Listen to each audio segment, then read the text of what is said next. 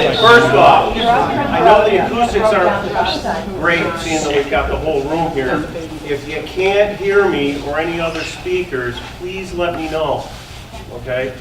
Be as rude as you want, say, hey, I can't hear you, and we'll speak up. But my name is John Bartels, and I'm a member of the School Building Committee. I wear a number of other hats in town, but that doesn't matter tonight. I'm a member of that committee, and I'm also going to be the moderator for the meeting. And the meeting will last 90 minutes, and during that 90 minutes, we'll all be engaged in an information exchange and discussion on the Wacona High building project. Now, just as some background, this is a project which has been sought and applied for by the Central Berkshire Regional School District to the Massachusetts School Building Authority, which we refer to as MSBA, for nearly 10 years. And recently, well, in recent times, within the past 3 years, about 3 years ago, we were asked to participate in the building program, in the school building program. Now, when that took place, shortly after that took place, following the guidelines of the MSBA, because they really kind of control everything with this project, the school building committee was set up in September of 2016. So the building committee has been working on this project for about 2.5 years. From that time, we studied a number of projects and eventually came to the conclusion of one, and we also came to the conclusion of a budget. And on February 14th of this year, we presented that project proposal and that budget to the school committee of the Central Berkshire Regional School District. And at that time, it was approved by the committee. Now, we're waiting for a final step of going to the voters of the 7-member towns to approve or not approve the proposal and the budget, and that will take place on April 6, 2019. Each town at their regular voting or polls, or the regular voting places, will have the opportunity to vote on this. So it's very important to keep that date in mind. Now, the goal of tonight's meeting is to give out the latest information on this project, to answer as many questions as we can of everyone who is here. And we've got a number of people here, and I'm sure there's a lot of questions. I've been fielding them, and a number of other, I guess every building committee member has been fielding questions for a number of weeks. So with that said, let's go on to our agenda. And as you can see, we're in the process of doing introductions. And once we get through that, we'll have a number of presentations from design team members. And then we'll go into a question and discussion session for about 40 minutes. Once that's done, we'll wrap things up in about 10 minutes. We do have to leave here about 6:30 because we're going to Windsor Town Hall. This is the first of 4 meetings this week, 4 community meetings. There'll be one, as I said, in Windsor at 7 o'clock tonight at the Windsor Town Hall. And on Thursday, there's going to be the first one at 5 p.m. at Kittredge Elementary, and then the second one at 7 p.m. at Beckett Washington Elementary School. During the questions and discussion section, I just have a couple of guidelines to give you so that we keep things a little organized. As I said, it's about 40 minutes long, and when you ask a question or you make a comment, please do it through me, and then I'll direct it to a team member or an expert that we have here to answer the question. Be concise as possible. Keep it to 2 minutes. We have a lot of people here. We want to get everyone's comments or questions in as possible in that 40 minutes. If I find that there seems to be a lot more questions than I anticipated, I may have to have it shorter than a 2 minute span. But again, please be concise. try not to repeat any questions previously asked, and if, above all, during this process, be cordial and respectful of others, their opinions and their comments. It's very important. Everyone's comment is important. So, as I said, we do have a team, and under the guidance of the MSBA, the school building committee was formed, and the committee has a total number of members of 26, and they represent every town in the district, the 7 towns in the district. The people are very diverse. There are educators, business people, students, municipal leaders, retirees, and district administrators. Our committee co-chairs, and one is not here with us tonight, I don't believe, is Sean Armacost. The other one is Tom Callahan, and Tom is standing over here to my left.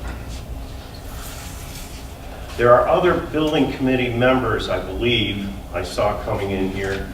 Can you raise your hands, who's here? Just to keep an eye on things. And you know, afterwards, after the meeting, although we may leave, they may be staying, and if there's questions that they can answer, please pick their brain. Now, the committee was charged with studying what should be done with our current high school, and that's renovations, additions, a combination of those two, or building new. And we did this by employing expertise of an owner project manager and a designer. And the owner project manager is a company by the name of Skanska. And with us tonight as their representatives is Nick Lobick, who's a program engineer, and later on, hopefully, we will have John Benziger, who's a project manager. He is scheduled to be here. He's going to be a little bit late. Our designer is DRA, and DRA stands for Drummy Rosane Anderson Incorporated. And their representatives tonight is Carl Franceschi, AIA Principal in Charge, and Vladimir Lupetsky, Project Manager. I mentioned the word team again, and if we go to the next slide, it shows you the members of the school building committee and the towns that they represent. As I said, there's 26, and our superintendent and assistant superintendent are also part of that. So with that, I'll turn the program over to, I'll turn it over to Carl for the next couple slides to explain the process that we've been going through for the past 2.5 years. Thank you. Thanks very much, John. I'll elaborate on the schedule that John mentioned a little bit about what's been going on, at least in the year plus that we've been involved as architects for the project. And as John mentioned, the process is pretty well prescribed by the MSBA. These are the first 3 steps that have all been completed here, if you can see the red dot there. So last spring, a year ago, we focused on the educational plan that you'll hear more about in a moment, and also looking at existing conditions of this building, and preliminarily what the alternatives were, as John outlined.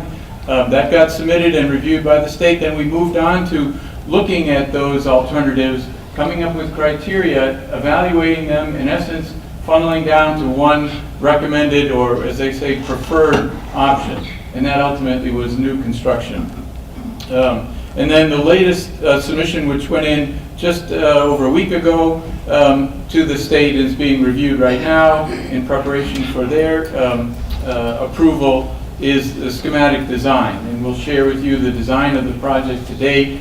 And essentially, in that submission, we talked about the scope, the budget, and the schedule of the project.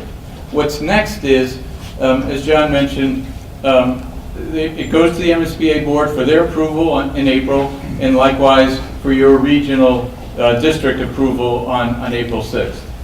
And then downstream of that, if that is successful, we'd start in sort of finalizing the design and bringing it through to the level of completion that's necessary for public construction in terms of plans and specifications and so-called construction documents, to allow construction to start basically a year from now. And that would include working with a construction manager to get in the ground as soon as possible, take full advantage of the building seasons, and get the building completed in essentially about 16 months for occupancy at the end of the summer in 2021. And at that point, the new school would be able to be occupied. This building could then be demolished and replaced with athletic fields and finished site work that would take the project into the spring of 2022. So that's kind of the big picture overall schedule of the process here. And Aaron was part of the developing the educational plan, and I think is the best person in the room to speak to that. Yep. Thanks, Carl. My name is Aaron Robb. I'm principal here at Wacona. I'm very excited to be talking to all of you today, not only about the Wacona building project, but really what's actually considered the core of the project, which is the educational plan. One of my tasks as the principal of the school and part of the school building committee was to co-author an educational plan that was really driven by a series of events and thoughts and ideas that eventually coalesced into what could be described as a floor plan for the new school. A lot of that work started through what's called the visioning. That's okay. DRA was able to set us up with a very well-known educational consultant by the name of Dr. Frank Locker, who spent 2 full days here at Wacona. We had 40 different members, cross-cut of community members here, very much similar cross-cut to the type of people that are on the school building committee. Parents, teachers, students, retirees, other community members that do not have any children associated with the district, and they contributed to those 2 full days of visioning sessions. And at the conclusion of those visioning sessions, when we started to think about what we wanted Wacona to be as we move deeper into the 21st century, seeing how we're already 2 decades into it, there's some big ideas that emerged from it. As far as some of the big ideas in terms of education at its core, we wanted a building that would be able to deliver the type of education that would be as engaging as possible to students. This building was built in what you call an instructional revolution model, where students were into their goal, and the plan was for them to show up to class, to sit in rows. The teacher would primarily lecture for 50 minutes, the front of the room near the door, and then they'd move on, and they would do that 6 periods a day. Education is evolving as we move into the 21st century, and it's by no means as much of a sit and listen experience as it used to be. It's supposed to be more students doing, teachers guiding from the side, as opposed to being the sage on the stage in the front of the room. The other thing that we focused in on were 21st century skills. For a long time, particularly those of us that are a little bit older, we've probably heard of the 3 R's, reading, writing, and arithmetic. Well, what's being preached to us now, particularly from future employers, from colleges, is they want students who are coming out of Wacona 21st century ready with the 4 C's. Collaboration, being able to collaborate, work with other people, being able to communicate effectively with other people that are looking for greater creativity and stronger critical thinking skills. Those are the things that really came out of this particular visioning session.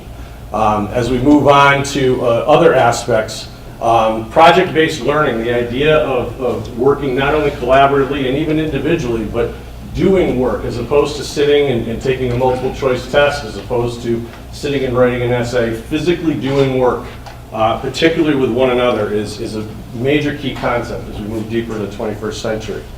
As far as the visioning session informing the type of facility we were looking for, we're looking for a facility that's going to be flexible. One of the things that we know is that 60% of our students that are in our school right now are going to end up in a profession that has not yet been imagined. I just want to let that set in for just a second. 60% of our students are going to end up in a profession that has not yet been created. So we have to create an educational setting in this building that will help feed that uncertainty, so to speak. And we do that through flexible and creative learning spaces, collaborative learning spaces. Another big thing came out of this was making sure that we build a school that's as safe and secure as humanly possible. So when you look at the learning modalities that are listed here, project-based type learning, small group collaboration, enhancing the ability to deliver social and emotional learning to our students, Those are kind of the key concepts that you see up on this board that drove the educational planning for this school that very much emerged from the visioning sessions that we had with Dr. Locker. What we're trying to move away from as principal of the school, what I'm trying to evaluate out, is the sage on the stage, teacher lecturing for 50 minutes.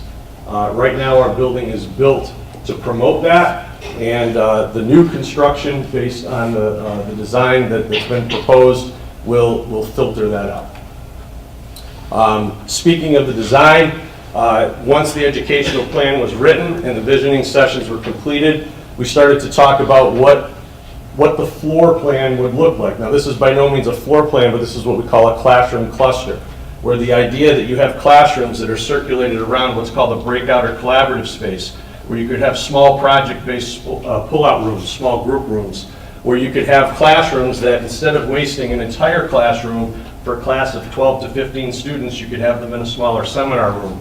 We wanted to create as much flexibility as humanly possible in the design of this school. And what eventually happened after we went through the visioning sessions and we wrote the educational plan and we started to talk about the relationships between all of that and between all of our ideas, as you can see, this is by no means a floor plan, but you can see how there's kind of an adjacency diagram here of how that would work. And basically, in this particular school, the proposal that we have is we would have what's called 4 academic pods, and they would be centered around the academic heart of the school, which is the learning commons. When we were all in school, we called it the library. But back then, there were just books and card catalogs. Today, it's far more dynamic multimedia center. And that's what the Learning Commons is being proposed for here at Wacona. We'll also have a Student Commons, which will be the social center of the school. And centered around that will be our athletic, fine art, fine and performing arts, as well as obviously administration and student support. So these, once again, this is just a relational diagram, an adjacency diagram. But in the long run, this helped to kind of develop, as you'll see in a minute, the overall floor plan of the new Wacona. Thanks very much, Aaron. And all that was done, by the way, before we even considered whether to renovate or add on or build new. All of the education plan, all that diagramming, that's why it was sort of shown as a diagram. And then it was taken and tried to map onto the existing building. And part of our charge as architects and engineers for the project were to evaluate the existing building in many different ways. Some of facilities issues, you might say nuts and bolts kind of issues, and also programmatic educational kinds of issues were evaluated. We looked at the layout of the existing building. This is a floor plan of the current building. We're sitting right here now in the cafeteria. And this red, yellow, green is kind of like a traffic light, where red means the space is deficient, or in most cases is small compared to current standards. Yellow means it's marginal, and green means it's okay in terms of meeting current standards. So you can see a lot of spaces educationally were deficient here. The science rooms in particular, the gymnasium is small, and even many of the classrooms you can see are below state standards in terms of size. And so that needs to be taken into account when a renovation is thought about, and this is the analysis that precedes that. So these are some of the deficiencies that were identified educationally. As we said, there were no spaces in the existing school that support some of the concepts that Aaron was just talking about. You know, here there are just classrooms all the same size, you know, marching down the corridor. There's no real breakout space. There are no smaller spaces, no seminar spaces. The science rooms are clustered together. They're not distributed, so there are no sort of pods. All of that would need to try to be addressed in a renovation. And as we said, some spaces are still small, others are outdated. There is no weight or fitness room in this facility. The administration space kind of lacks proper meeting areas, and in the student support areas, nurse and guidance in particular, there's a sort of lack of privacy in the way the building is arranged right now. And then we also looked at the physical facility issues too, and there are many, and as you might imagine, of a building that's approaching 60 years old. It has been well maintained, but there are just so many systems that are kind of at the end of their useful life. These heating units right here that are in not only this space but in classrooms, the so-called unit ventilators. they really don't meet today's standards for getting fresh air and proper ventilation into a classroom. So even if you maintain them, you're not keeping up with standards in that regard, and they're not very efficient in terms of energy use. And likewise, the windows. In some places, they've tried to make these insulated double pane windows, but they're still, in a lot of places, very leaky single pane windows, and a lot of heat is going out literally out the window in that regard. There are accessibility issues that would need to be addressed. Most of the boys and girls rooms and locker rooms, they don't meet accessibility standards. The auditorium would have to be modified more than it's tried to be in the past to meet those kinds of standards. There are still hazardous materials in the building. Some of these floor tiles, not these have been replaced, but are still the older vinyl asbestos floor tiles that need to be abated. In the mechanical systems, as we said, that is an actual picture of the boiler room here. You can see there have been some new burners put, but the basic boilers are still 60 years old almost in that regard. But it's just hard even to get parts anymore. And even if you could maintain them, as we said, they are sort of very inadequate in terms of energy efficiency compared to modern. And so all of those systems would need to get changed out. We kind of summarize that in what's called a base repair summary, that if we were to just address all those deficiencies without even changing the room sizes or educational deficiencies, just the physical facilities, it adds up to quite a total, $38 million or so. And then there's always some related soft costs. We're talking something, approaching $40 to $45 million. And that's, not necessarily has to be spent tomorrow, all at once, but certainly within the next, as it says, 5 to 10 years. These kinds of expenses would be faced by the district. And that's very important to keep in mind. A lot of people ask, what if this proposal gets voted down? And some people may think that's a zero-cost option. It's really not, because the district is faced with these kinds of repair costs. And you can postpone some of them, you can put Band-Aids on some, but I think you all understand the sort of consequences of that approach. But certainly some significant funds have to be expended here to maintain this building.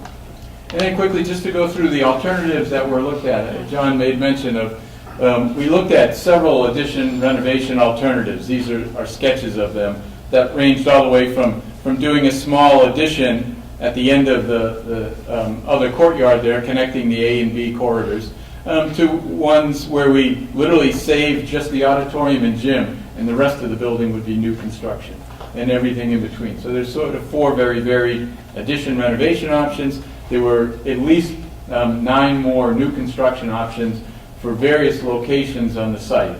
From in front of the school, believe it or not, we did an option that tried to locate the school, the new school, in front of the existing building, very close to the road, to way back on the football field, and again, everything in between. So we I think, gave a very reasonable and impartial look at virtually every possible option as to what made sense here. And in the end, what it came down to was this kind of an arrangement. We had narrowed it down to 6 or so, 5 or 6 options. There's base repair, and these are criteria that they were evaluated against, and really one option stood out. The new construction option in the location of the current baseball field and parking lot here was clearly most advantageous. And the criteria, surprisingly, one you might think of as cost, construction cost, turned out to be not that different between the addition renovation options, which were in the vicinity of something like $60 to $65 million versus the one being recommended in the $70 million range.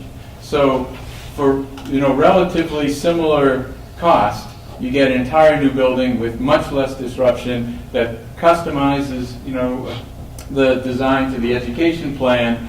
It has a lot of advantages. We'll show you that in a moment here. But that's kind of the impartial way that we in the building committee came to that consensus, that new construction, as it was referred to, option 2A.2, made the most sense here.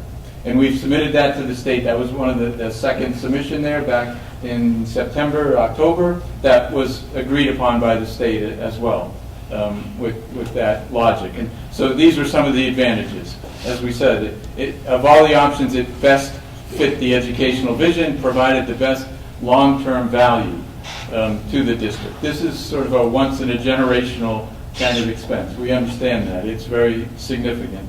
The building itself, as you'll see in the plan, is very compact. It's well-oriented towards the sun and energy efficient. It utilizes the site in a very efficient way as well in terms of where the building and hardscape and parking lots are versus the green space that has a more secure single kind of approach to it, and it has a relatively short construction duration to minimize disruption, especially compared to a renovation option. And so we understand it's a question in a lot of districts, why not renovate? And some of the most significant reasons. Even with moving walls and rearranging the plan as best we could, it still doesn't fit the educational vision as well as the new construction options. There would still be some space deficiencies. It really wouldn't pay to change every single classroom. If you remember that red, yellow, green diagram, to try to get them all to green. And so you'd be left with still some small classrooms and still a smaller gymnasium, even after this. And even with replacing windows and roof and new insulation, the building and new mechanical system, the building still would not be as energy efficient as new construction would be. And most significantly, maybe educationally, it's very disruptive. The building would have to be renovated in phases. All the work can't happen in the summer when students are here. Some would be going on during the school year. You need to rent portable classrooms. And so you get these non-reimbursable costs. The state doesn't help with the cost of temporary measures like that. And with renovations, as you may know, there are more chances for change orders due to unforeseen kinds of conditions. So let me show you the plan and the design that is being proposed here. This is the existing school, obviously. Here's where the new school would be sited. Currently on what's now the baseball field and a bit of the parking lot, immediately adjacent to the existing school. And then once the new building is completed, then the baseball field would be built to replace the one that's lost, obviously. This practice field would actually be upgraded to a full-size field. And there's actually, because the plan and this building in particular, because it's partially a two-story building, is more compact, we actually gain one athletic field in this mix. And all of this work takes place inside this dash line. The football field and soccer field and JV baseball field are outside the work limits line. They wouldn't be touched, they would remain. And so there is not only a net gain of a new building, but there's a net gain of some additional athletic fields as well from a site point of view. And the way the site circulation works, there's still a bus loop here, the same curb cut that most of you might have entered on. There's another curb cut here, and what's now the parking lot gets somewhat redefined so that there's a parent or car drop-off on this side. So we separate cars and buses, but whether you arrive either way, everyone enters in the front door right here, immediately adjacent to the administration. As you'll see in the floor plan, it's a much more secure kind of plan. So here's that same plan. So here's the front door, here's the administration area, and so here's the general office. And this vestibule acts as kind of a security lock. During the day, all the exterior doors would be locked, everyone would be directed here, and they could check in directly to the office before they could go any further into the building there. And the building is somewhat similar to that diagram that Aaron shared with you. Obviously, here's the main entrance, here's the student commons, which is the cafeteria, but much more than that. It's also the lobby for the gymnasium here and the auditorium here. This is the administration and the student support center. The students can enter from this side, actually, into that student support center. It's a nice improvement over the way the building's organized now, where there's not really a connection between guidance and nurse and assistant principal and so forth. And as we said, this is the cafeteria, here's the kitchen, receiving and storage, and then here's sort of the academic portion of the building facing south, facing towards the athletic fields. That's the two-story portion of the building. And you can see how it's organized in these clusters. So there are large classrooms, smaller classrooms, science labs, boys and girls rooms, teacher planning spaces in each one of these clusters. So that it really supports that educational plan diagram. The music spaces are expanded from what the school has today, and they're behind the stage here. The auditorium has essentially the same number of seats as your current auditorium here, but much better sort of sight lines. It has a real control booth. It has a technical gallery. It has a fly loft for scenery, much better sound, lighting, rigging, those sorts of things, so that it becomes a very flexible, modern sort of theater. The gymnasium is larger than your existing one, so it has not only a full varsity basketball court, but 2 cross courts that are full-size basketball courts as well. Boys and girls locker rooms with access to the gym and access directly outside as well. And then there are tech ed spaces here. They're a little bit evolved from what's at the school today. There's no longer a formal auto shop, but there's still hands-on learning going on here with a construction area and principles of engineering. There's a computer drafting and planning space. There's a robotics room, and there's a video production business classroom as well. So there's still tech ed spaces, hands-on learning going on in the school. And then upstairs, there's the second floor here, which is sort of a mirror image of what's below it, with that learning commons space right in the center. So it's really the heart of the school on the second floor. The student commons is kind of the heart of the school on the first floor. And we'll show you what that looks like as well. On the exterior, we're sort of inspired by the hills here and the setting of the school, as well as the river nearby, the town hall. We're not literally copying it by any means, but just the sort of civic importance it has, the stability of it, the elements. And then Wacona Falls, too, is somewhat the inspiration for the main stair and the main lobby, which kind of flows through the building the way the river flows through hills. So here's a sort of artist rendition of the front entrance of the building. Here's the front door. Here's the bus drop-off. You can see there, one parking lot is on this side. But as I mentioned, everyone enters the front here. This is the administration area. And you can see the sloping roof of the auditorium here and sloping roof of the gymnasium to the left of the entrance. And then there's an overall kind of bird's eye view. And as we move around the school, here's the back side of the building. It's now 2 stories with the learning commons right there in the middle. There's a fair amount of glass in the middle of the building to bring light into the center to make it a very bright and welcoming kinds of space. And then as we zoom into the front door, we'll sort of take you inside. So here's the student commons. The auditorium on the right, the gymnasium's on the left. This is set up for dining right here, you can see, but this is the main stair as well. But notice, because it's a high space, there's light coming in from above, you can see through. It's a very open, bright, and as we said, it's more than a cafeteria. It's a gathering spot for students before school, after school. It's the lobby for these functions. So it's a multi-purpose space there, and it also has the main stair going up to the second floor. So it'll be a sort of highly trafficked circulation space in the building. But there's also this device where the stairs kind of expand and become a seating area, an informal seating area in that student commons as well. And then at the top of the stairs is the learning commons here, with some open spaces, some closed spaces, but again, sort of a lot of glass there for transparency and to let light into the center of the building. So those are sort of the views, and we wanted to share with you the budget. How much is all of this going to cost? The form that the state uses is this so-called 3011 form. It has a very detailed list of every item in the budget.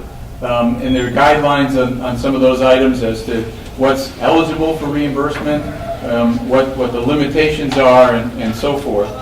But a high-level summary of the project budget is essentially that there are these major components to the budget. There's the hard cost of construction. That's doing the site work, the bricks, the mortar, the steel, demolishing the existing building, building fields and parking lots. All of the construction activity is one item. Then there are so-called soft costs, which are fees, furniture and equipment, testing.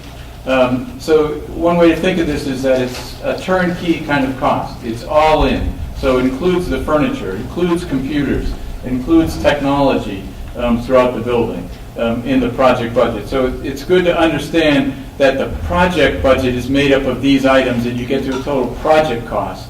And there's limitations. You can see that this soft cost is about 20% or less of the construction cost, and then there's contingencies. It's always wise in any project, especially this complex, but to have contingencies for things that might be unforeseen or changes that happen downstream here. But the budget that's been submitted to the state as part of the schematic design is this number right here, $72,721,000. That includes, by the way, the funds that you've already appropriated as a district to fund this project to date, the feasibility and schematic design phase. So $850,000 has already been appropriated. And of these costs, the state has established an estimated grant of some $31 million. That's their portion of the cost that they're willing to fund if this project should move ahead and get local approval. That leaves obviously a balance for the district to fund as well. So those are the sort of high-level budget items that make up this project cost. And the district has spent some time calculating on an estimated basis what the assessments would be to each of the towns in the region. And Melissa and Lori from Unibank can explain that better than I. I'm Melissa Valkowski. I'm the assistant superintendent here. The majority of my responsibility for the district is financial. And I've been working closely with Unibank to come to these community assessments for this project. I want to talk first about the enrollment share and how that's calculated. Each capital project that is brought forth and approved is then assessed to each town by the number of students in the building that has the capital project on October 1 of 2018. So on October 1 of 2018, the 2020 budget uses those numbers for the percentage of assessment to each town. Unibank has calculated the remaining 3 columns, which are the average home value for each of the towns, the tax rate per 1,000, and the average annual tax increase. We are estimating a $42 million share. The last slide had $41.3 million, so that's conservative, and a 4% interest rate, which also could be conservative. We just saw some come through at 3.2. But we're estimating 4% at this point. Do you want to speak about the calculations from Unibank? Well, as a financial advisor, we're tasked with developing financing plans for the district and estimating finance costs. And here's an example. Melissa mentioned we're dealing with $42 million, and we're estimating the interest rate of 4%. It is conservative. We know that we're not going to finance this project right now. We know that perhaps there may be some interest rate increases throughout the remaining part of this year. So we're sort of building that into our 4%.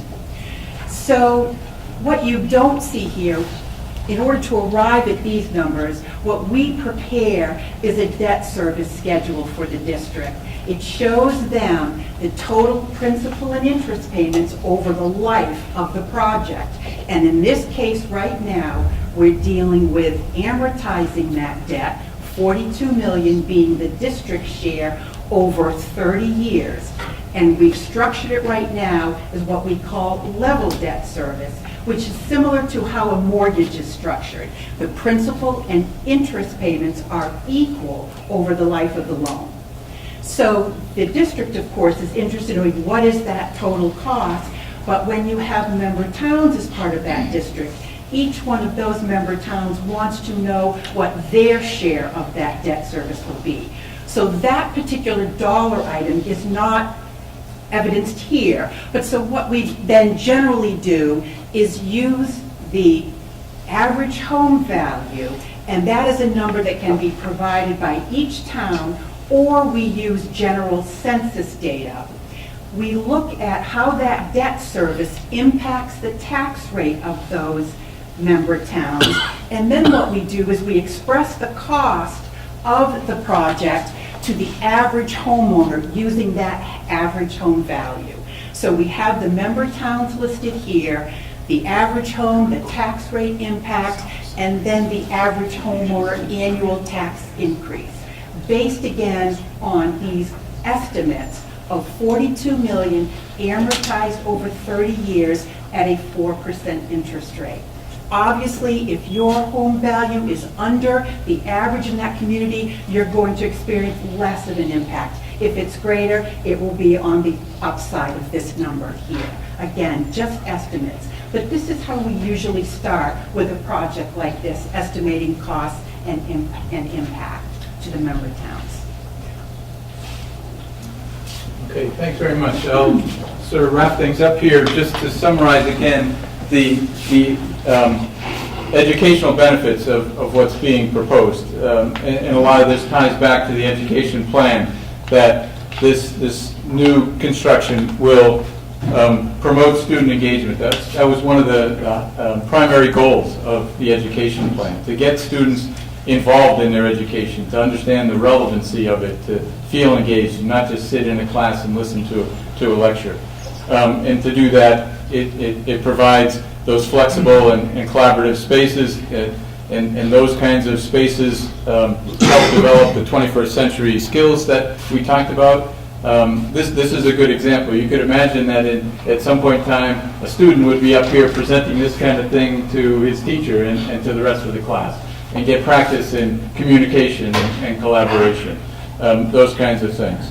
The building itself reflects environmental awareness and responsibility. We'll mention in a moment that this building is going to receive additional reimbursement from the state by being a so-called LEED Silver environmental certification, being energy efficient and environmentally aware. And one of the other phrases that came out of the education plan was that one of the things that makes Wauconah what it is that there are great opportunities here. The curriculum is very broad for what essentially is a small high school.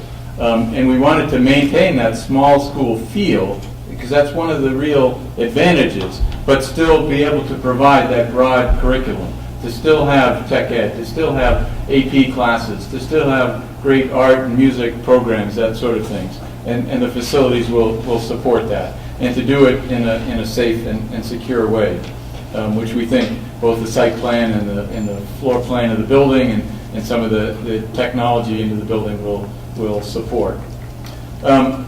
Just quickly, the LEED certification, as we said, this is a program that the U.S. Green Building Council runs, and the MSBA encourages districts to participate in it by offering that incentive to get more reimbursement, to increase their grant, and in this case, increase it by 2% if we meet certain threshold on energy efficiency and environmental awareness. And these are some of the items that will be included. Most importantly, it'll be a very efficient envelope of the buildings. That's always the best starting point. It's well oriented to the sun to get passive solar heating. We'll have the latest in terms of energy efficient mechanical and electrical systems, LED lights instead of these fluorescent lights that are the most energy efficient on the market right now. Things like that, and there are many different categories that the LEED program looks at, and we'll be capturing. LEED has a certification level, then it has a silver certification. It goes all the way up to gold and platinum too. But this is even above what would be basically called a green school. This is a step above that's being proposed. And just to finalize, point out that there are a number of ways to stay in touch with this. We are grateful that so many people turned out tonight to hear the information. A lot of this information and much more is available on the project website if you go there. and other ways to keep track of what's happening between now and the vote and beyond in that regard too. So I think with that, John, we can open it up to questions. Thank you, Carl. Thank you, Aaron, Melissa, and Lori, for the information. It's a lot to absorb in a short period of time. So please ask any question that you want. Yes, sir. Hi, Larry Ward. I live up the road. I applaud everything you've all done. I've taken the tour. I appreciate the transparency. It looks obvious to me. It's this time to do school. I get that. As a taxpayer in this town, I don't think I'll be able to afford to stay here very long for it. That's my problem.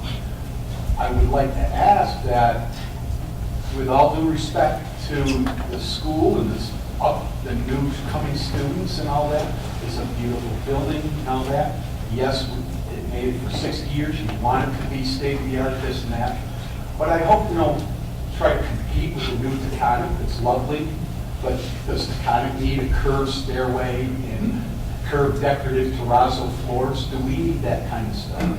I'm just asking, along the way, can you look into penny pinching where it's aesthetics and it might just, allow for things that you really need? I know that's what you're going to do anyway, but anyway, that's my 2 cents. And thank you and good luck. Carl, do you want to address that? Just briefly, we've already done that in a sense. We were the designers of Taconic. We understand the levels at school as well. We aren't proposing terrazzo in the lobby, for instance, and we aren't proposing a curved stair. We're actually, as you saw, trying to get multiple use out of the main stair in the building, so that, like a lot of things, we're trying to be as conservative as possible, keep the size of the building down, and have as many spaces be multi-purpose, so that we're not building anything more than we need to. And we take that approach with a lot of the decisions going forward. We appreciate that input. Can I add one thing now? Yes.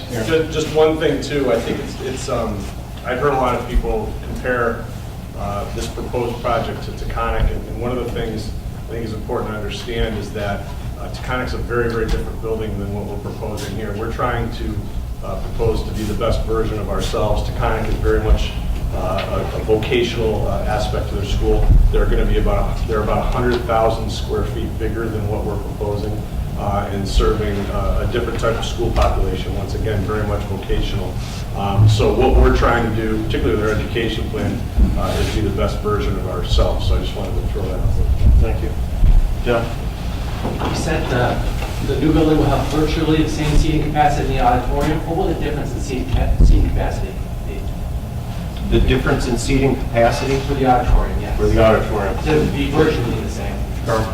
The proposal in this school is 550 seats, but even that number is a little bit flexible because, as I said, we like to make spaces as flexible as possible. So generally, what's proposed is there are a certain number of fixed seats, the ones that are screwed into the concrete floor, and then there are some movable seats at the very front, and obviously we need to have handicap accessibility, so there are generally movable seats placed in those locations too, and if not needed, or if needed rather, you take away the movable seat and you can allow a wheelchair to occupy those spaces.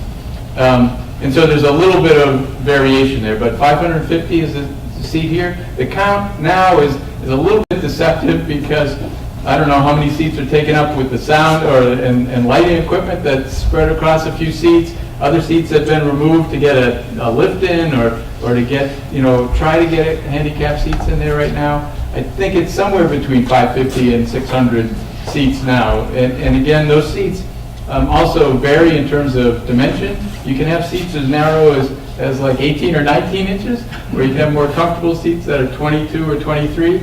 We're right now in the planning stage, we're aiming for that 22-inch average size. I think what's in existing tends to be on the smaller size.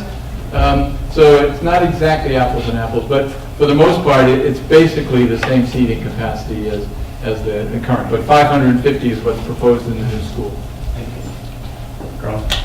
When the vote is taken on April 6th, will the school to be built, will it will it be based on each town separately approving it, or will you take all the total affirmative votes and all the total negative votes, and that's what decides?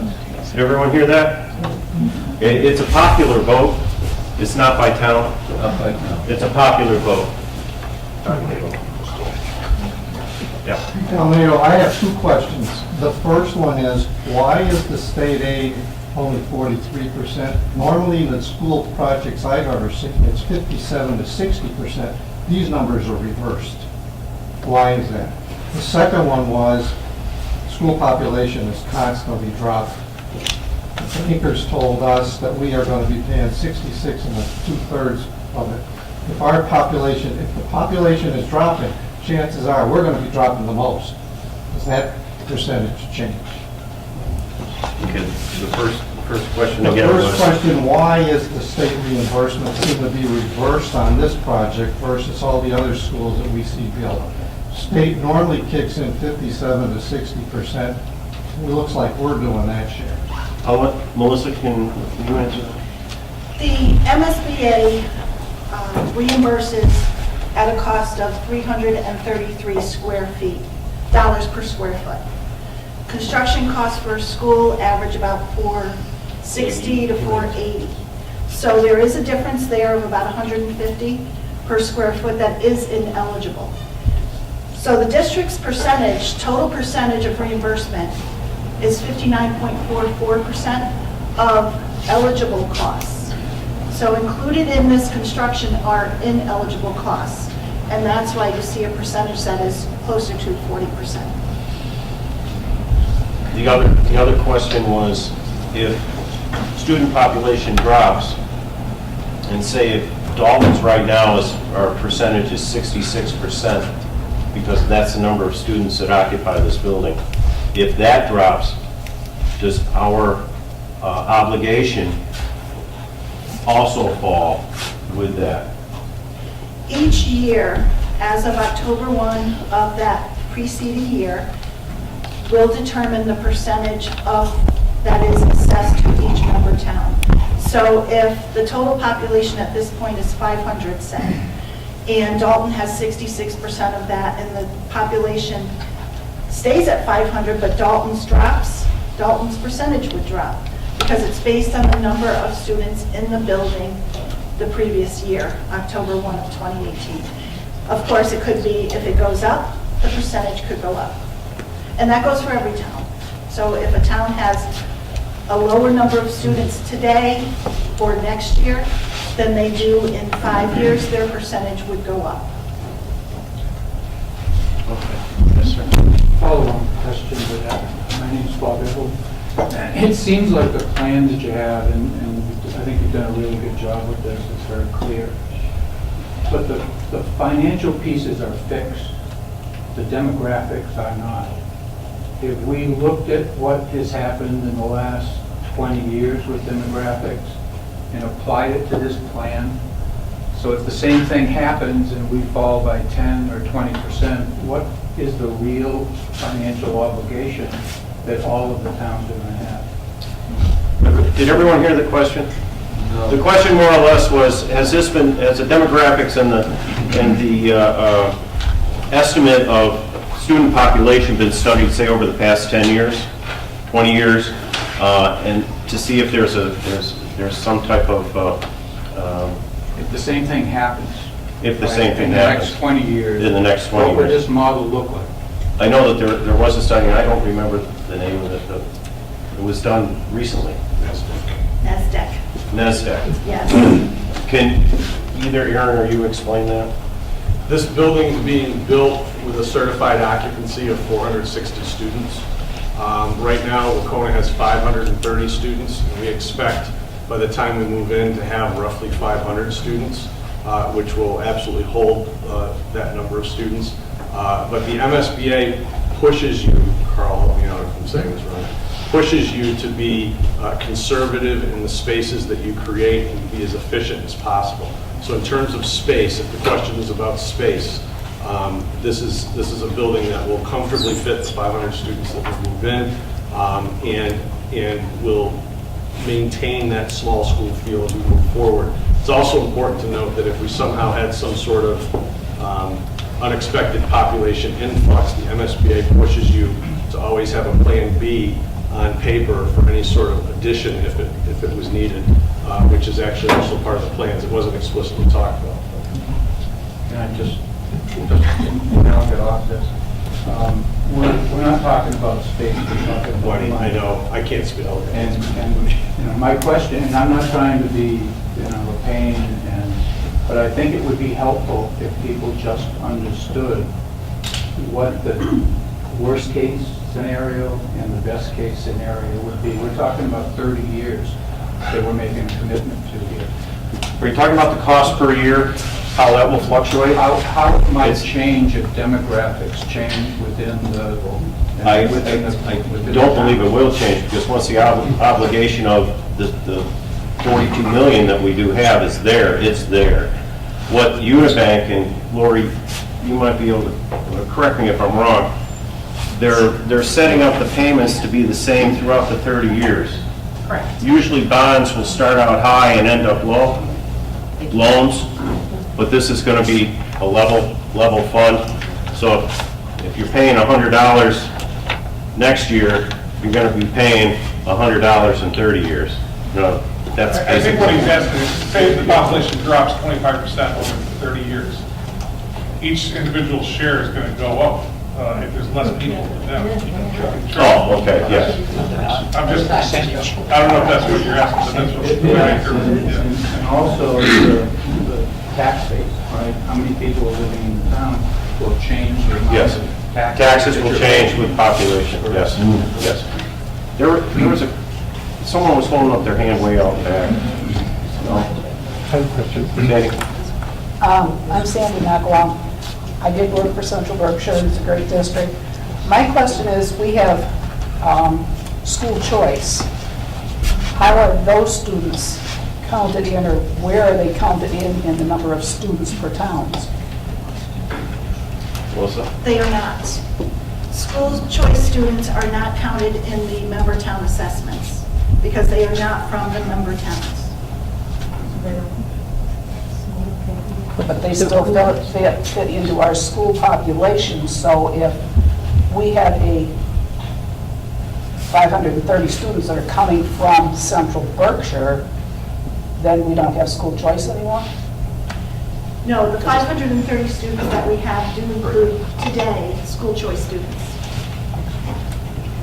Does that answer your question? Yep. Okay. Anybody else? John? I just have a quick question, quick comment. A few years ago, when we were trying to save our elementary schools from student decline, we had a discussion about closing Wacona, moving the high school to Nessicus, and moving a lot of those back to the elementary, so that all the schools would be filled in full capacity. Was that ever an option?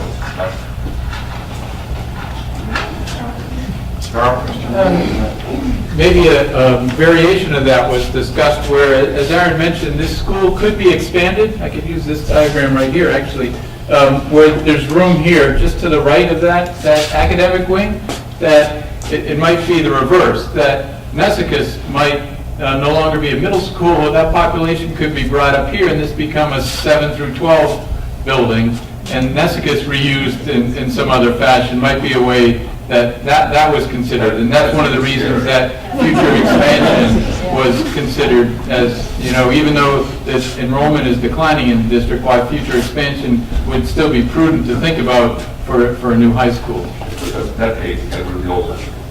Anyway, my other comment is, my son works in a district that has a new high school 3 years ago in Potts. Absolutely hates it. I know all the teachers there hate it. A lot of them are trying to leave. And there's even rumors that they want to make part of the teacher negotiation to have renovations to get rid of them. I just would hate to have it be like the Pittsfield elementary schools that had opened classrooms and had to spend tons of money to fix it because it didn't work. So I'm hoping next year you really, really look intensely at that. And my final comment is really, really important. You notice that Wacona actually has the correct name on the logo, and Nessicus has the correct name. But all the logos for Wacona, the uniforms and everything, has Nessicus on it. not Wacona. And I would hope that in the future, whether it's school passes or not, we actually get Wacona as part of the logos for Wacona, or switch names. We'll work on that. Anybody else? I guess I might have missed something, but, the budget is 72.7 million, the SBA grant will be 31.4 million, which is 41.3, and the lady from Unico was talking about a $42 million loan. So what was that difference there? I can answer that. That is a conservative estimate. At 42 million, you don't want to come in exact or under and then have your tax impacts be higher than what we're quoting now. 42 million is the absolute highest. I don't believe that it'll get there, but it is a conservative number. Oh, I see. So if the interest rate goes up, you might be at the 42. If the interest rate goes down, you might be under the 42. Yes, and as we example. move forward and we decide how we're going to bond in this process, then we'll have more accurate figures and more accurate percentage rates. Right now, these are estimates. Are you saying that the 42 million may not be what the bond will be for? Right. So it could be Could be less. less. Could be less. Contingencies that have to be added on and changed around. Go ahead. Could someone speak to why the non-reimbursable costs are higher around not being able to see as much of a state reimbursement as we did for Messicus? What are the ineligible? What are the ineligible costs? Okay, the ineligible costs, Carl?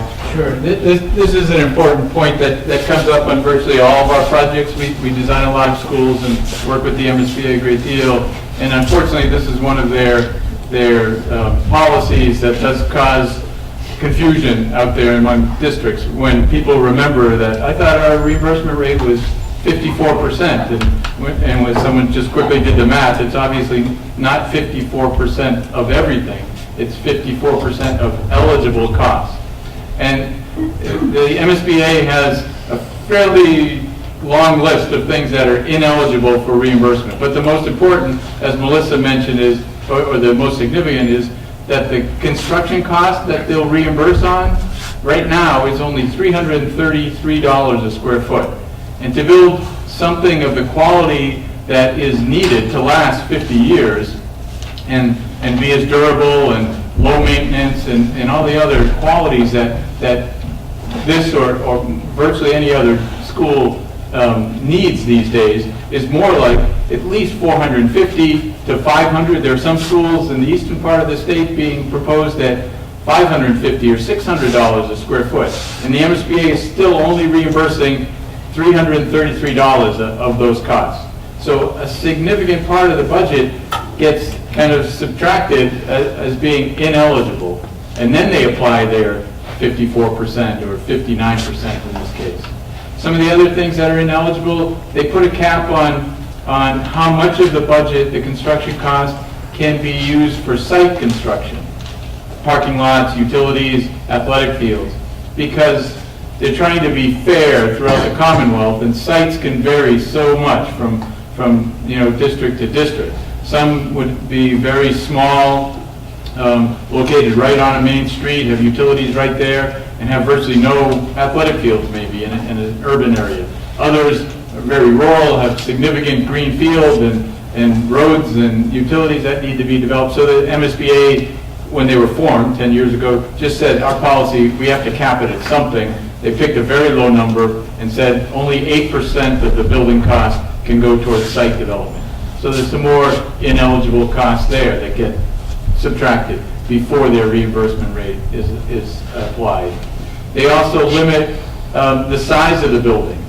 And so, for instance, here, it was clear in all our community meetings and all our meetings with the building committee that Wacona needs to have an auditorium of 500, at least 500 seats. We end up 550 seats because that's what is used now. It's a community feature. It's not just a high school. The MSBA, on a school of only 460 students, would not support an auditorium as large as 550 seats. So there's a portion of the overall size of the building that on a sort of prorated basis, they subtract out as well. So they're not reimbursing on the full 123,000 square feet of the proposed school. We have to back off a few, I think it's almost 2,000 square feet ultimately with the multipliers. So there are things like that. Those are the major ones. There's some more minor ones. They don't pay for legal costs. Sorry, Laurie, but when it comes to borrowing, if there are legal costs in setting up the bonds or in having the election, they don't reimburse for that. Temporary costs. Fortunately, with new construction, we should have very few temporary costs, but say you had to renovate a space and move out all these tables and chairs and put them in a storage facility. The cost of moving them and storing them is not eligible for reimbursement. So when you back off all those line items that are not reimbursable, that's what that Form 3011 does, that one with all the line items on it. It identifies which of the costs or which portions of the costs are not eligible for reimbursement. So on this project, that's what it works out to be. That ultimately, the district is getting 59%, but it's 59% of a much lower number than 72 million when those other costs are backed out. And it works out that the state's contribution, the maximum grant, is somewhere around 31 million. So still a pretty significant number that they're contributing, but not 59% of the total. And it makes my job in every district we go to that much more complicated because we have to explain this every time. Because people do want to do the quick math and it never adds up in their heads. Dr. Earl, is the state dictating the size of the gym? And is the state requiring a weightlifting room and a fitness center? The size of the gym, it does. I'll let you answer the rest of that, Carl. Require is a strong word. They don't require certain spaces in a building. They first ask a district to put together an education plan with what they want. How many classrooms, how big they should be. There are guidelines on a few spaces. And most of the guidelines are maximums. That a gymnasium and a school of this enrollment can't exceed 12,000 square feet. An auditorium can't exceed certain sizes. Classrooms have to fall within a window. You can't make your classrooms too small for the MSBA. But other than that, they don't necessarily require anything. So you chose the 11,000 square feet? Yeah, the 11,000 came from... Did you choose the fitness center? We didn't, working with the district. Oh, but the state doesn't require them. It doesn't require them. What you might say at a high level, what they require is that the proposal satisfy the district's education plan. Okay. And it was in meeting with the athletic folks and the administration and the community that the gymnasium wanted to be not, as I said, not just a full-size court for the varsity court, you might say, with the bleachers pulled out, but when the bleachers are retracted, to put a curtain down the middle and be able to have two full-size courts, so you can have practice going on for multiple, boys and girls or JV and varsity, and that's really the 11,000. I think it's 400 square feet is the minimum size to do that. To have a full-size court in one direction and two full-size courts in the opposite direction. And just one last question. Did Greylock, when they built their school, I don't know what it was completed, did they do pods up there? That's a three-story building, I believe. Yeah, they It's a do different have setup. It's a different setup. they do have some kind of clustering of classrooms that I They recall do. seeing Okay. I've never been in it, their that's true. floor plans. In terms of the pods, by the way, if I could, Jim. Yes, go As ahead. I understand it, the teachers here specifically have seen classrooms organized the way they're proposed here. Not just on paper, they've actually gone to buildings that had them. And it was their overwhelming choice to have non-rectangular classrooms organized around the open space, by the way. It's somewhat analogous to the education plan saying we don't want kids lined up in rows in columns with the teachers standing lecturing, and they felt like that shape supported the different kinds of activities that go on in classrooms nowadays better than a rectangular classroom. I will just add that these are actual rooms with actual walls. I don't know if you recall, some schools in the 70s went with this experimental open floor plan thing. Yeah, and they weren't That's not what we're acoustically talking separated. about here. When we talk about collaborative breakout spaces, we're talking about common areas, The teachers could book with, through a Google Calendar or something like that within the pod, pull out project rooms and that sort of thing. But these are actual rooms with actual walls. They're classrooms. I was trying to remember all the numbers. So 42 million is what would be our price tag for a brand new building. But then when you were breaking down the base repairs, so not renovation, just base repairs, that was upwards of 45 million, did you say? Yeah. So over the next 5 to 10 years, this actually might be a cheaper option. That's, I have that correct? Exactly. Okay. Thank you. Okay. Sure.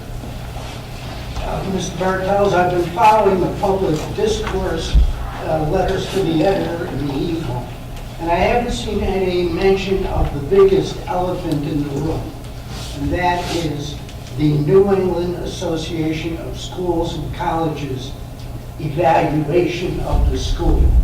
Every public and private high school in New England is governed by NEAS, and every 10 years, they send a visiting committee to the school after the school has done a self-study.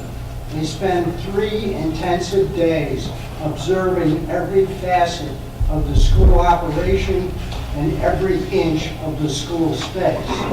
And the 2013 NEAS report that Wacona received requires Wacona to send 4 reports over the years that followed that site visit, explaining how the school is addressing the deficiencies, both operational and physical.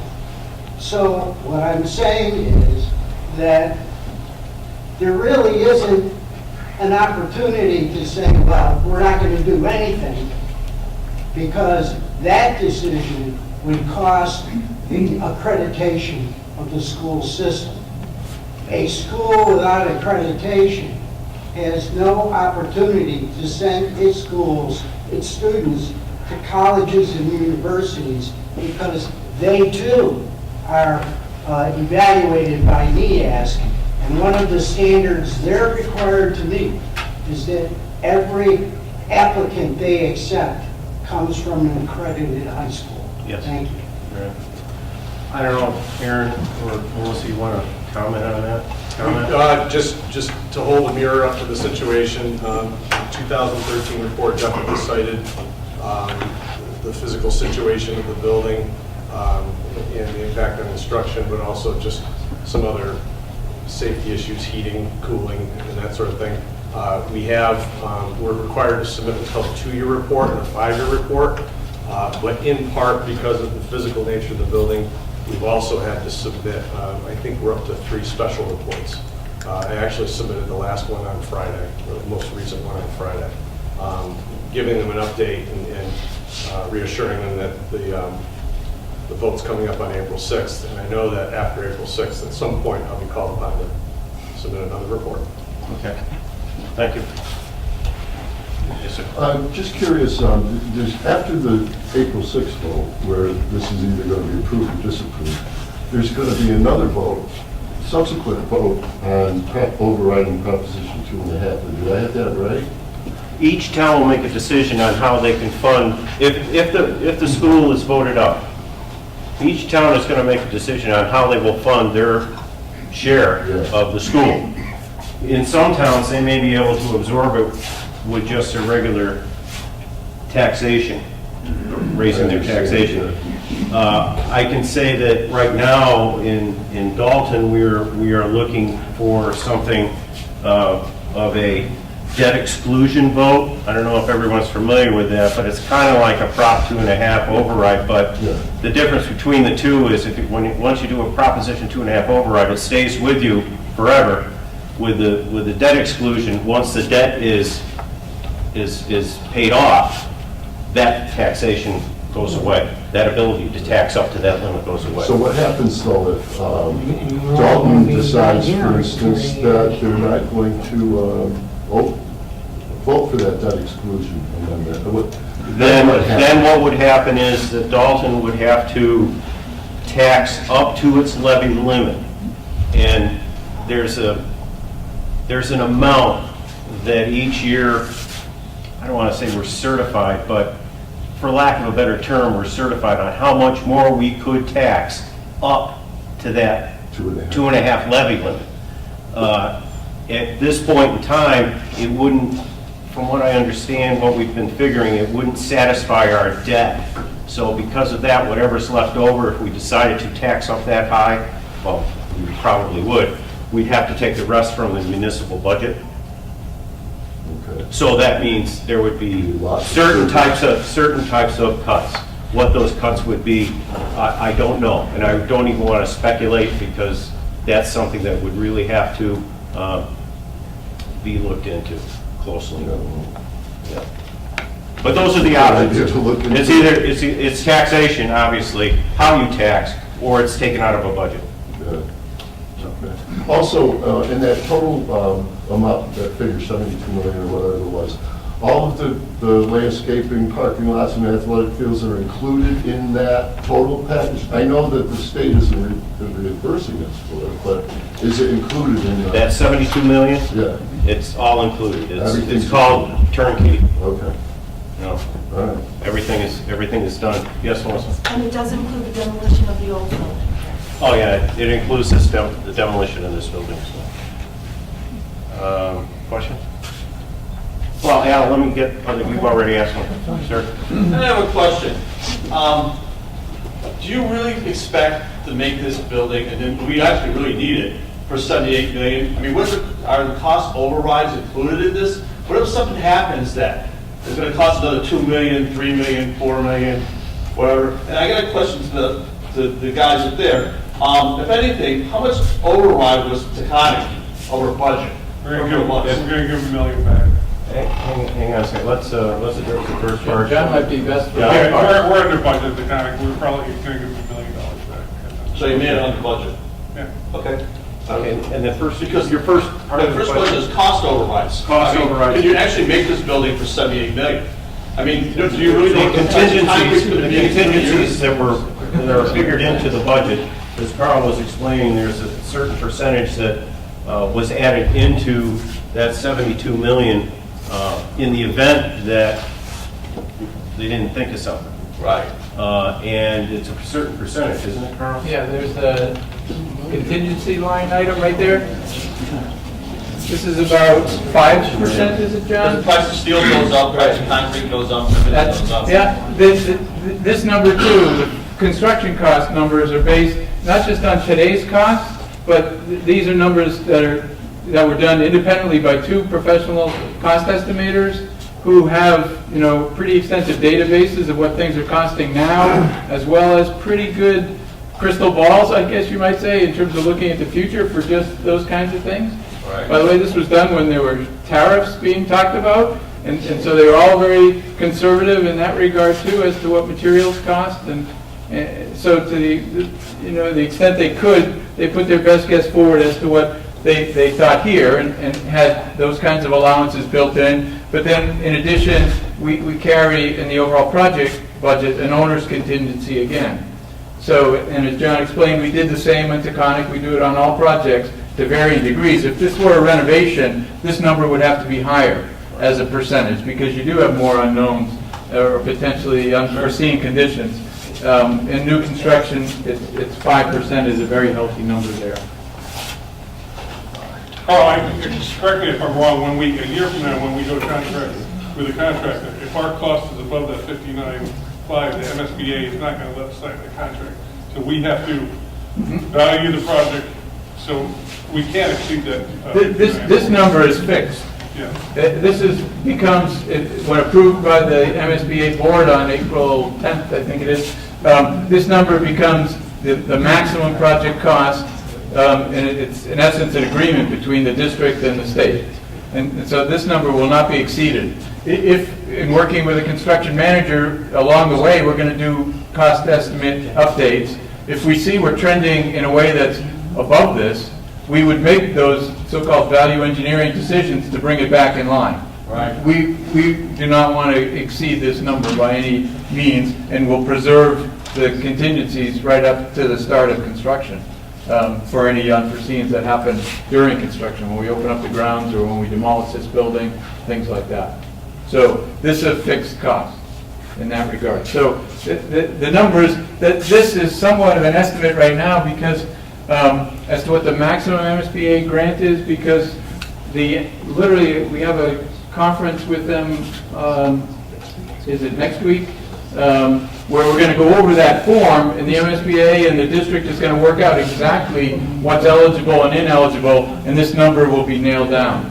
Right now, this is what was submitted. That's why this says estimates. It could vary by a few dollars, but not significantly. And that's why this number could, and why Melissa used the number slightly higher than this, just to be conservative again. I like that roof. Is it going to need to be redone before we finish paying out for 30 years? The flat roofs on all our schools have had to be redone and redone. That topic has come up quite a bit, but I'll let the architect tell you. Give you the It's answer. another common question these days about roofs. The materials themselves, the warranties that we get these days on the materials for roofs, and there are some flat roofs, but there are some sloped roofs as well here. And all the roofs actually are slightly sloped to internal drains. We like to call them low slope roofs. But the materials, the membranes, now can be warranted for 30 years. It's still not the life of the building, which is 50 years. There may be something that's needed. And 30 years doesn't mean in 30 years you have to replace it either.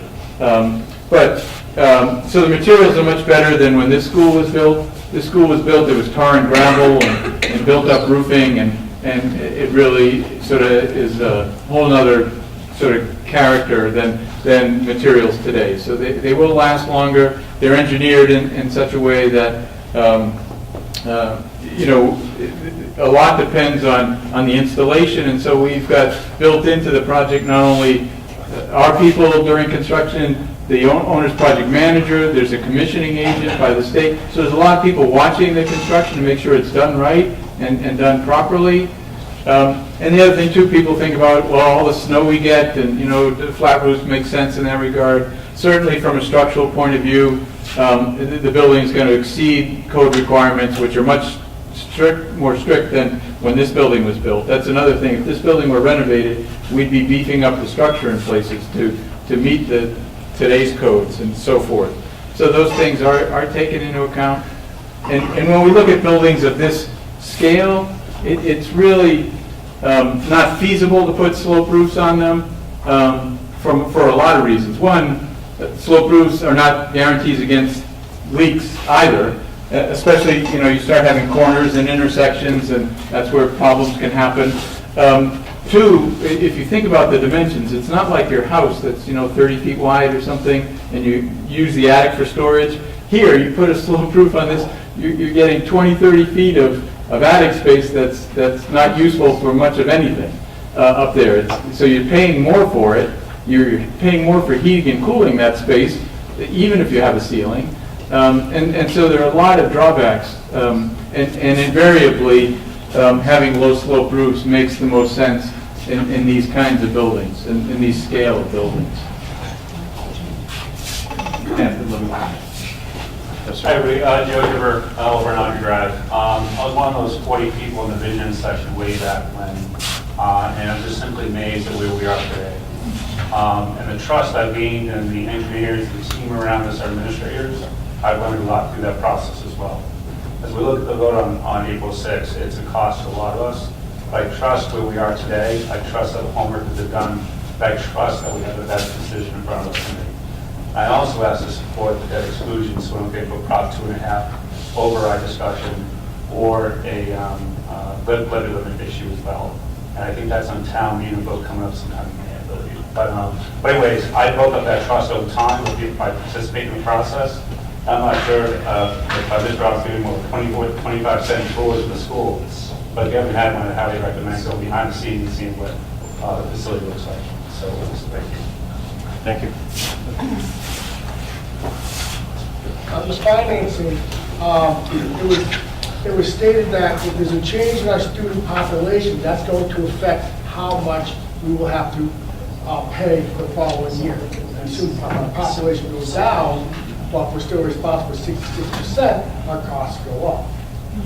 If the town votes for the debt exclusion, how will a change in property tax affect our cost? The debt exclusion won't change that $2.66. It'll stay the same.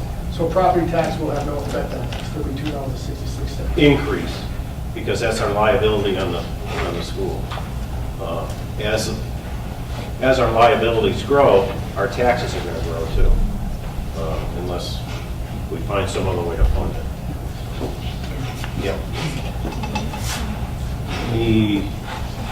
Anybody who hasn't had a chance to ask a question before we start? Oh. I just wanted to mention one thing. I talked earlier about financing $42 million for 30 years, and we talked a little bit more about how things could change and enrollment growth or decline. But just in terms of the financing, once you issue it, it is fixed. But also, it's really a market practice that you're able to, if in a lower interest rate environment, you can refinance those existing bonds. And generally what that happens is every 8 years. So in a 30-year financing, you may have 2 opportunities to call back and refund the debt that you have out there and replace it with lower interest rate bonds and save. I've seen it happen over and over again, and depending upon the amount that's being offered, you can save 10% of the debt service. It can translate into, hundreds of thousands of dollars over the course of the borrowing. I just wanted to mention that. Thank you. That's good. Good point. Mary? John, first off, I want to say thank you to all of the volunteers that spent hours and hours and hours pulling this plan together. Absolutely awesome.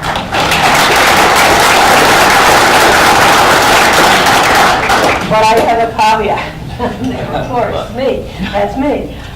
People that know me. I'm looking here at what it's costing us for taking the Old Dalton High down. And I have to commend the people that put this plan together, that it's actually a fixed amount of money that we're going to be borrowing. When it came to the Old Dalton High, the plan that was given us, and I still have it, it raises the amount of money that we're paying every year.